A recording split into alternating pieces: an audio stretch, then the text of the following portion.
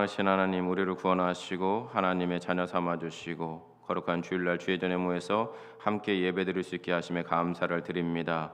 신령과 진정으로 드리는 우리의 예배를 주님 기뻐 받아 주시옵시고 우리 한 영혼 한 영혼을 주님 만나 주시옵소서. 우리의 시선이 하나님을 향할 수 있도록 역사하여 주시옵소서. 나에게 돌려진 시선, 세상으로 돌려진 그 시선, 그로 인하여 수고하고 무거운 짐을 지고 우리가 살았을 때를 고백합니다. 하나님, 그런 모든 것들을 다 내려놓고 오직 주님 앞에 시선을 고정하여 살아계신 하나님 앞에 모든 걸 맡기고 주님의 풍성하신 은혜 안에서 진리를 따라 살아갈 수 있는 믿음의 삶을 살아갈 수 있도록 주여 역사하여 주시옵소서. 그런 성령 충만한 교회, 하나님 말씀에 순종하는 교회 되게 하여 주셔서 우리 교회에 정말 날마다 구원받는 영혼들이 더해지는 귀한 역사들, 부흥의 역사들이 일어나게 하여 주시옵소서. 성령께서 이 시간 말씀하여 주시고 성령께서 또한 우리에게 깨달을 수 있도록 믿음으로 합할 수 있도록 인도하시고 역사하여 주시옵소서. 감사드리오며 사랑이 많으신 예수님의 이름으로 기도드리옵나이다. 아멘. 복음의 신비라는 제목으로 하나님 말씀을 증거하도록 하겠습니다. 바울과 실라는 제1차 선교 여행 때 세운 교회들을 방문하여 더 예수님 안에서 견고한 믿음으로 세워질 수 있도록 그들을 위해서 기도하고 말씀을 증거하고 권면하고 교제하는 등의 일들을 하게 됩니다. 루스드라에서 바울은 자기가 신뢰하는 새 동역자 한 사람을 만나게 됩니다. 그가 바로 훗날 바울의 영적인 아들로 불리게 되는 디모데입니다. 디모데는 바울의 사역에서 결정적인 몫을 감당해야 되는 사람이 됩니다. 디모데는 유대인과 이방인 사이에 혼인의 출신입니다. 어머니는 믿는 유대인이고 아버지는 이방인 헬라인이었습니다.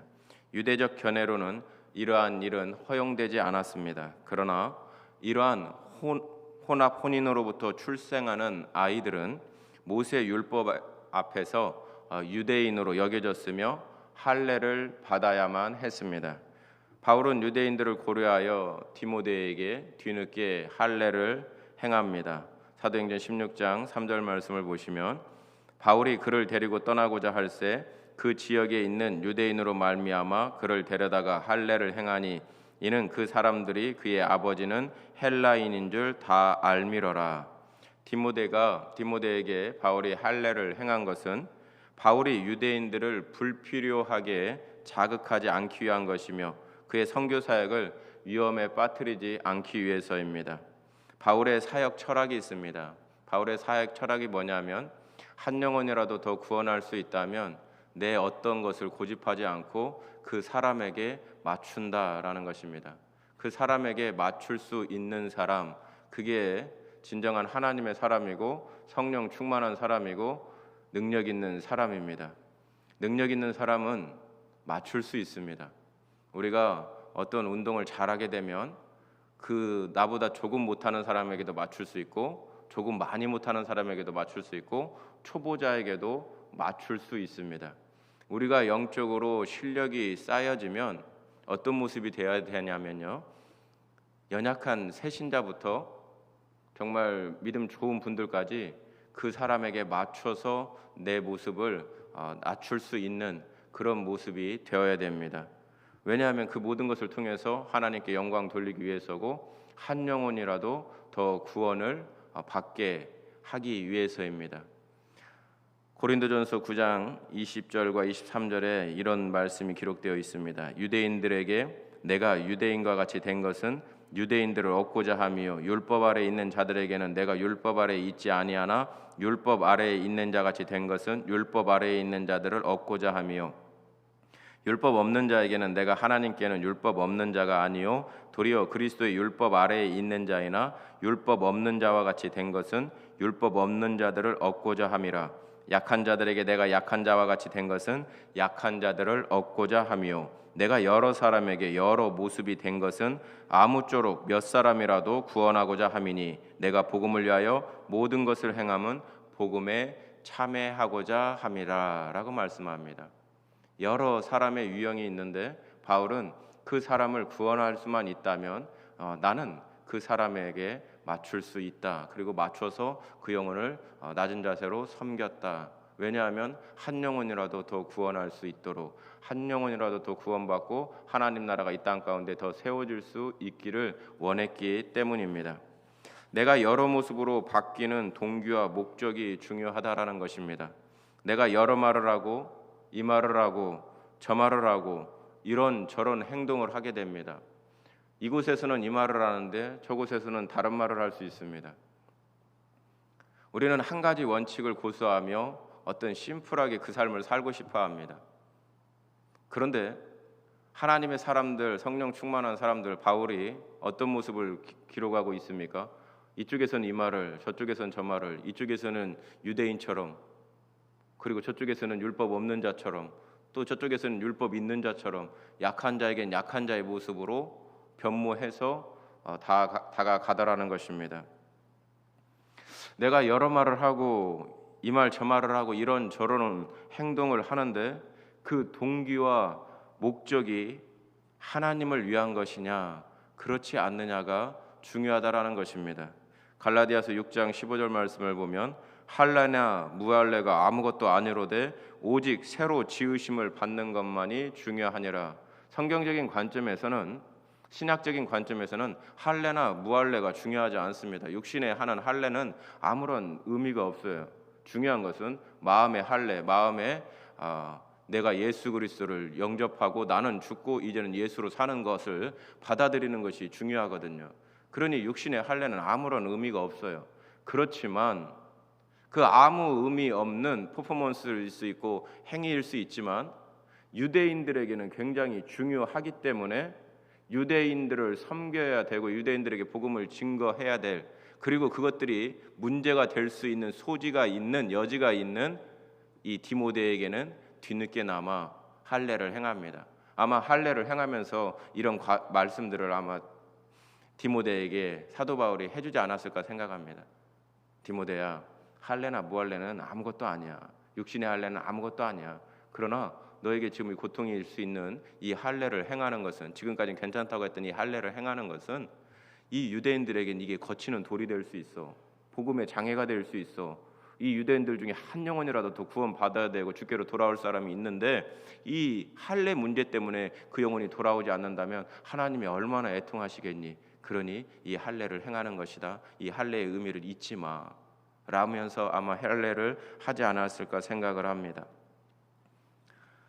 바울은 그렇게 디모데에게 할례를 행하면서 주를 위해 하는 것이면 복되다라고 말했을 겁니다. 할례를 하지 않는 것도 주를 위해 하지 않는 것이면 복이 된다라는 것입니다. 결국 복음을 위해 하느냐 그렇지 않느냐가 중요하다는 것입니다. 그래서 어떤 사람이 말하고 행동한 것은 하나님이 칭찬하시고 복을 주시지만 어떤 사람이 똑같이 말하고 행동했는데 하나님이 저주하시고 심판을 하십니다.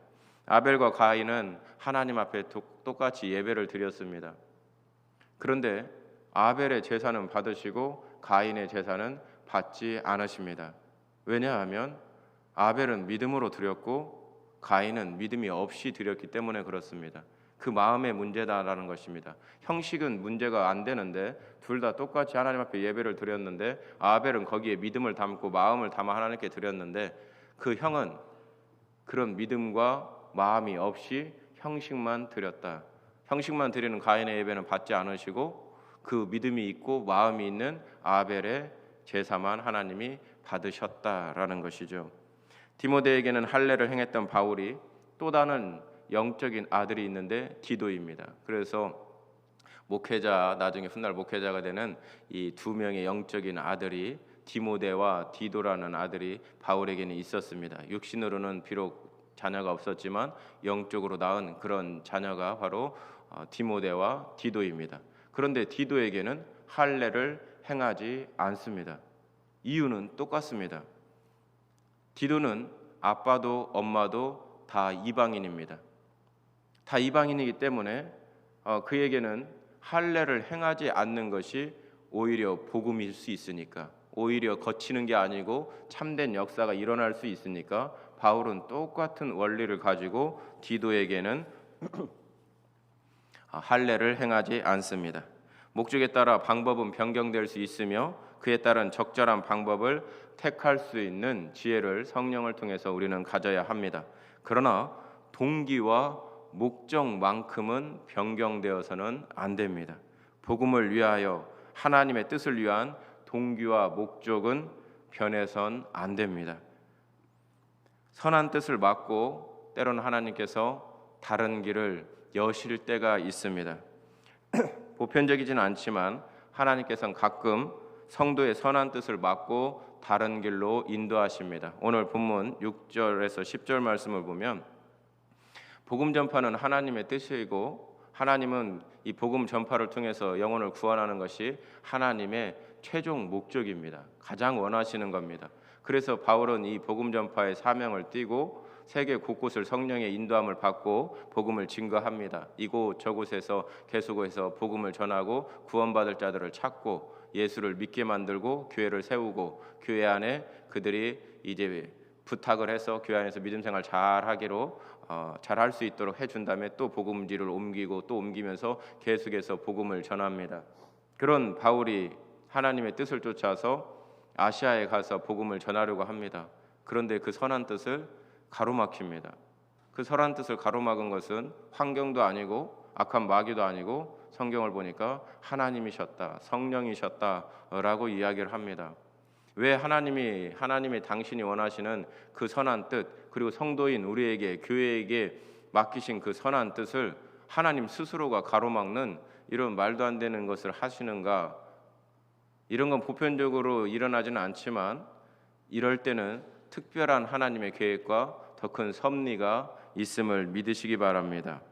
하나님은 당신의 보편적인 뜻을 따라 성도를 인도하시지만 때로는 더 깊은 하나님의 역사를 담아내기 위해서 특별하게 인도하시기도 합니다.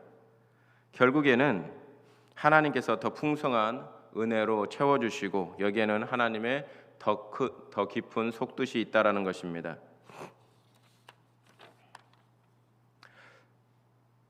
우리 교회도 과거에 성전 건축을 하다가 사고가 있었지 않습니까? 이렇게 살펴보니까 사고가 있었대요. 큰 사고가 있었습니다.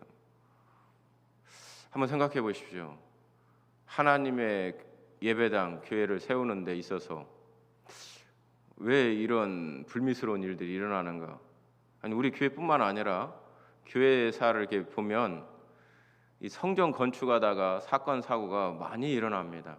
교회도 성전 건축하다가 많이 분열도 되고요, 싸움도 일어나고 또 막 사고가 일어나서 문제가 되기도 하는 일들이 많이 있었습니다. 하나님의 예배당을 짓는데 하나님께서 지키셔서 사고가 전혀 나지 않게 하셔야 하는 것 아닙니까? 우리 이렇게 생각할 수 있습니다. 1차원적으로 생각하면 그게 맞지만 하나님께서는 때론 그 너머에서 당신의 선하시고 크신 역사를 친히 이루시는 분이십니다. 당시에 사고가 일어나지 않게 해주시라는 기도를 얼마나 많이 했습니까? 많이 했을 거라고 생각을 합니다. 하나님, 사건 사고 없이 이 성전 건축이 잘 이루어지게 하옵소서. 그랬는데도 사고가 터졌습니다. 그렇다고 그곳에 하나님의 뜻과 역사가 없었습니까? 전혀 그렇지 않습니다.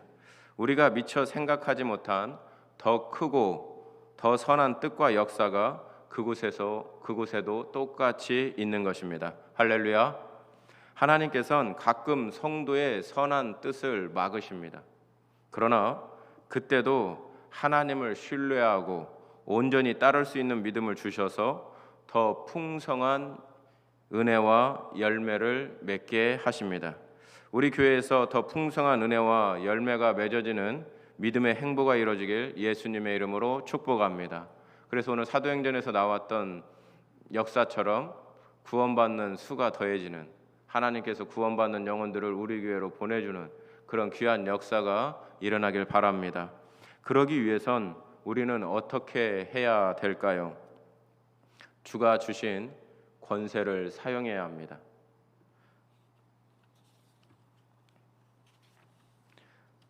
오늘 본문 읽지는 않았지만 11절에서 15절에서 기록된 내용인데요. 성도인 우리들에게, 교회의 우리들에게 주신 하나님의 사명이 있습니다. 이걸 지상 대명령이라고 하는 거거든요. 그래서 모든 이들에게 동일하게 다 주신 사명, 모든 교회에게 다 주신 사명이라는 거예요. 예외가 없다라는 것입니다. 그 사명이 뭐냐면 복음을 전파하는 겁니다. 복음을 증거하는 것입니다. 그렇게 우리가 하나님의 명령을 깨닫고 순종하여 복음을 전파하게 되면 어떤 일들이 일어나면 하나님께서 강팍한 심령들을 녹이십니다. 강팍한 마음들을 변화시키시고 사람의 마음을 변화시키셔서 그 마음을 여셔서 하나님을 믿게 하고 주 예수 그리스도를 믿게 하여 하나님 앞에 돌아오는 역사를 이루시게 하십니다. 우리는 복음을 전하고 주님은 복음을 듣는 사람의 마음을 열어서 복음을 받아들이게 하십니다. 어눌한 말을 통해서라도 마음이 열리게 하시는 주님이 우리와 함께 하십니다. 복음을 전하는 것을 두려워하지 마시고 주저하지 마시고 담대하게 속히 전하십시오. 할렐루야. 전도의 불변의 법칙이 있습니다. 전도의 불변의 법칙이 있는데 그게 뭐냐면 전도하는 곳에서는 영혼이 살아나고 전도하지 않는 곳에서는 영혼이 살아나지 않는다. 제가 전도부 설교를 할 때 이 말씀을 증거했습니다. 전도의 불변의 법칙이 있습니다. 여러 가지 전도의 방법론들이 있지만 그 핵심 원리가 있는데 그 핵심 원리는 뭐냐면 전도하는 곳에 영혼이 살아난다라는 것입니다. 전도하지 않는 곳에 영혼이 살아나지 않는다라는 것입니다. 우리 교회에서 제가 정확한 통계를 내진 않았지만 한번 제가 나름대로 이렇게 살펴봤는데요. 교회에 이렇게 등록하는 교인 수의 퍼센트 중에 가장 많은 퍼센트지를 차지하는 곳이 바로 전도부를 통해서 유입되고 우리 교회로 오시는 분들이 가장 많더라고요.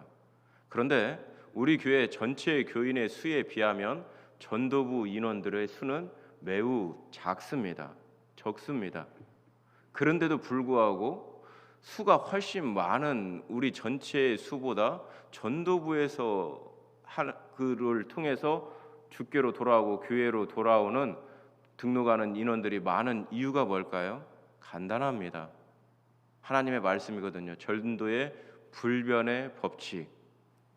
전도하면 전도가 되어지게 되어 있습니다.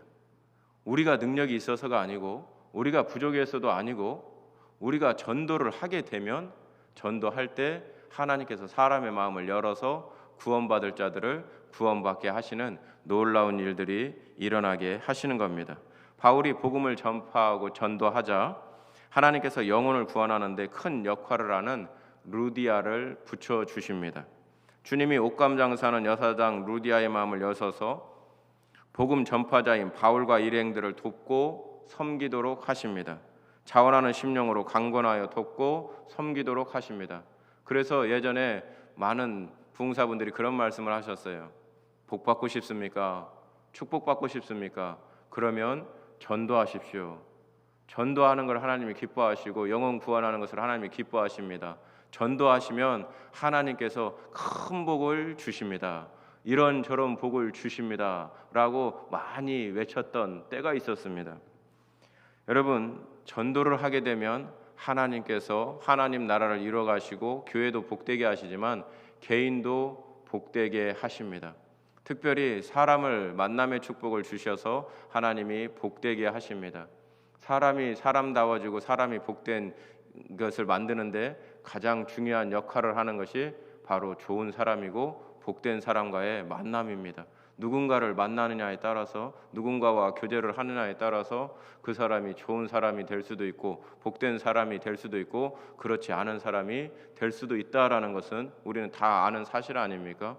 그 복된 만남의 축복을 언제 분명하게 주시나? 복음을 증거할 때, 복음 전파의 사명을 감당할 때 그런 역사들이 일어납니다. 바울에게는 수많은 동역자가 있었습니다. 그를 돕는 물신양면으로 돕는 수많은 동역자들이 있었습니다. 그 수많은 동역자들이 언제 하나님께서 붙이셨는지 아십니까? 한결같이 복음을 전파할 때, 전도할 때 하나님께서 그런 영혼들을 붙이신 줄 믿으시기 바랍니다. 제가 대학원 다닐 때 제가 이제 기숙사 생활을 했는데 기숙사 회장으로서 봉사를 했어요. 그래서 기숙사생들의 삶을 이렇게 조금 더 가깝게 들여다볼 수 있었는데, 그 중에서도 저와 친하게 지냈던 몇몇 그때 당시엔 전도사님들이 계셨어요. 그런데 그 전도사님들 중에 전도사들이 그때 고민하는 게 크게 두 가지입니다. 사역지가 어느 곳으로 열릴까? 그리고 또 하나는 결혼하지 않은 사람들은 내 배우자는 언제 누구를 만나게 될까?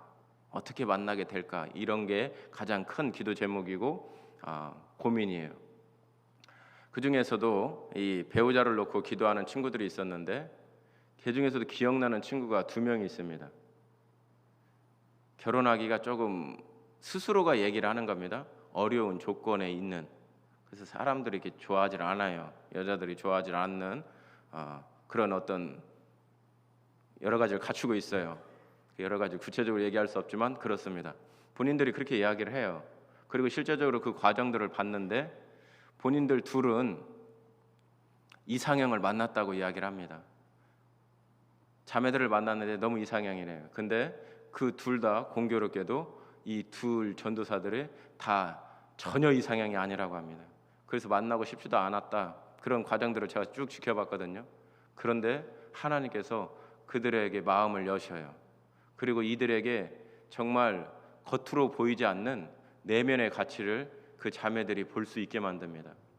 진국이거든요. 만날수록 믿음 좋고 인격 좋고 하나님 앞에 바로 서 있고, 그리고 이들은 늘 하나님을 사랑하고 영혼 사랑하는 마음으로 전도자의 삶을 살았던 친구들이거든요.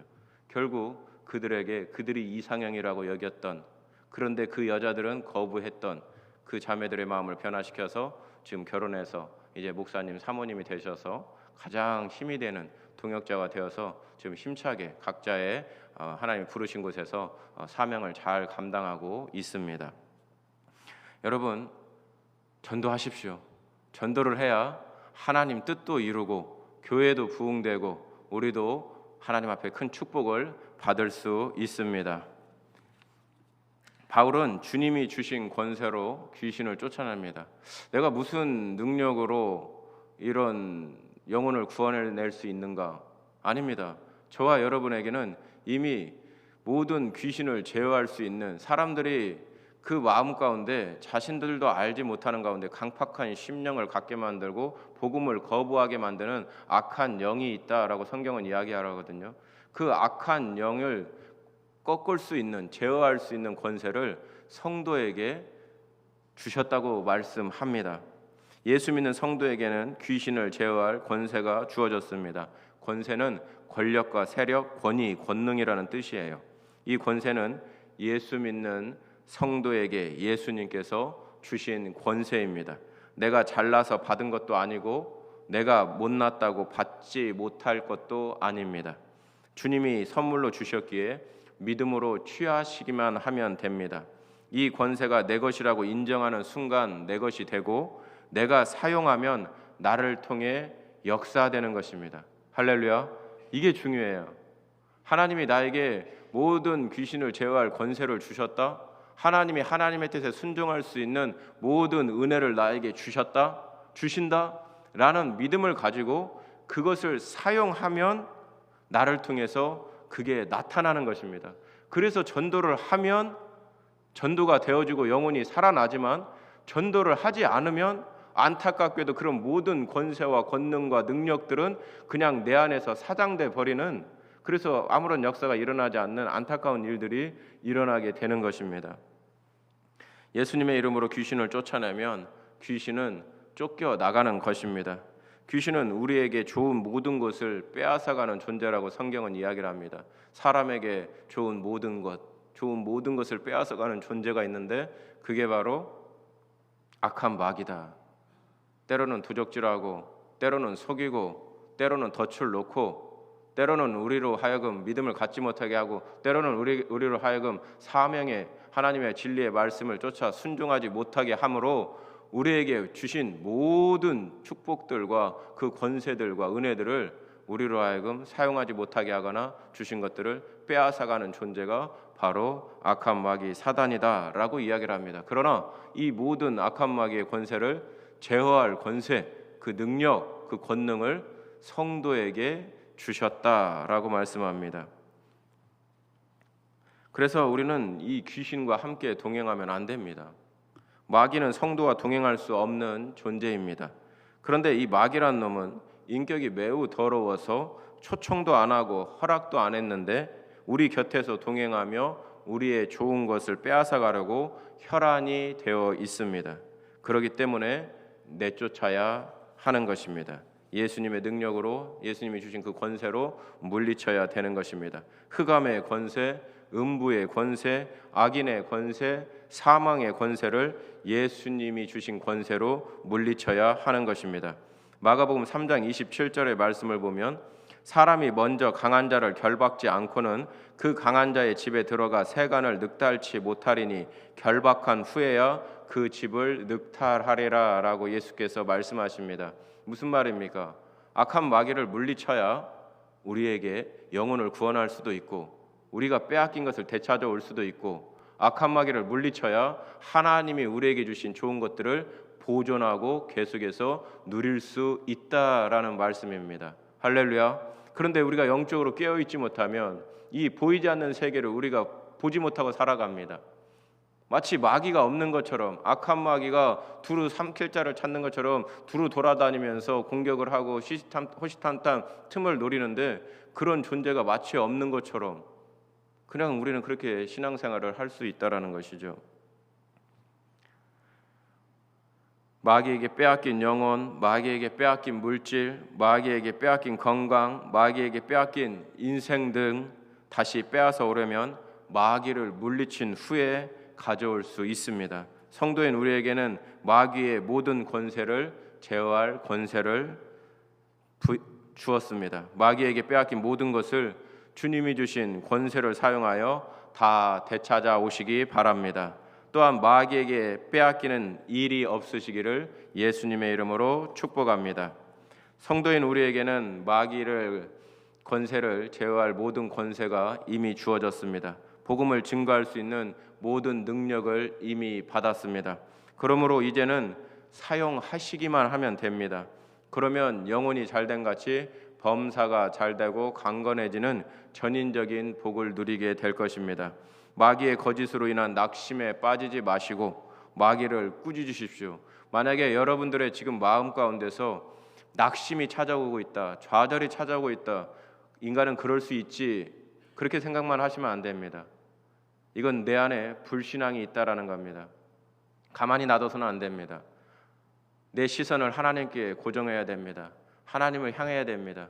그러면 하나님을 향한 믿음과 은혜가 우리에게 주어집니다. 성도에게 어울리지 않는 말이 낙심과 좌절입니다.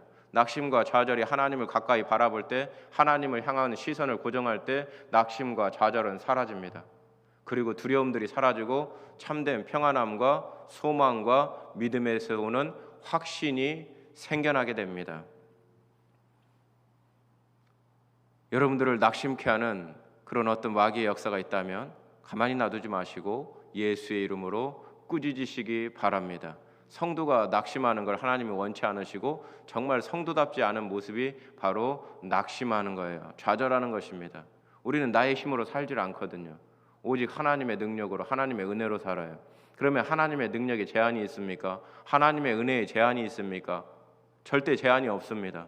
그렇기 때문에 성도는 낙심할 수 없는 존재, 좌절할 수 없는 존재예요. 그런데 왜 우리 성도가 낙심하고 좌절합니까? 하나님을 바라보지 못하니까, 말씀을 믿지 못하니까, 내 자신을 바라보고 세상을 바라보니까, 그러니까 우리는 낙심하고 좌절하는 거예요. 한계가 너무 명확하게 보이고 부족함이 너무나 명확하게 보이고 내가 처한 어려움들이 너무 선명하게 보이는 겁니다.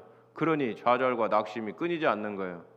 그것은 정상적인 모습이 절대 아닙니다. 하나님이 구원해 주신 성도의 모습이 절대로 아님을 여러분이 믿으시고 하나님을 바라보시고 하나님의 안에서 더 성령 충만하시고 하나님이 주신 은혜를 받으시고 권세를 사용하셔서 하나님께 영광을 돌리시고 귀한 열매 맺으시고 여러분들의 삶 가운데는 하나님이 주시는 풍성한 복이 늘 넘쳐나시길 예수님의 이름으로 축복합니다. 기도하겠습니다.